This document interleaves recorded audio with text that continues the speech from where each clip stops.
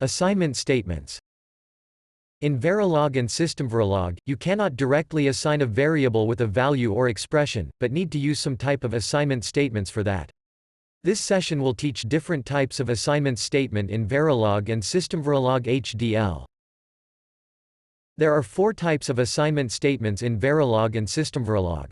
They are continuous assignments, procedural assignments, procedural continuous assignments, and net aliasing. Out of these, the last 2 are not commonly used in programs and are not discussed in this course. You will learn more about the first 2 types in the next session. Also, in procedural assignments, there are 2 subcategories called blocking and non-blocking assignments, which you will learn in the coming sessions. Assignment statements in Verilog. Here is the summary of different assignment statement, and the type of circuits inferred by them, in Verilog HDL.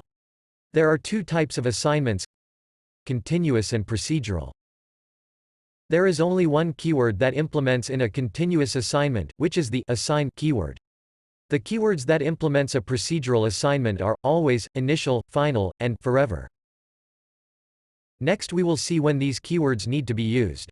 The assign keyword is used to implement a combinational circuit in the final IC, and it cannot be used for implementing sequential circuits. An always keyword can be used to implement either a sequential or combinational circuit.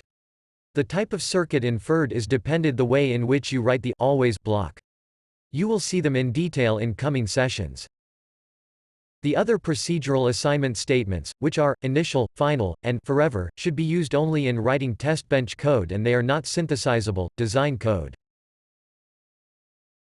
Assignment statement in Systemverilog. All the statements in Verilog that you have seen in previous slide are valid in Systemverilog, and does the same functionality. In addition to these, Systemverilog has added 3 additional procedural assignment statements, which are always_comb, always_latch, and always_ff. Out of these, always_comb should be used only to model a combinational circuit, always_latch to model latched circuits, and always_ff to model flip-flops. You will learn more about these statements in coming sessions.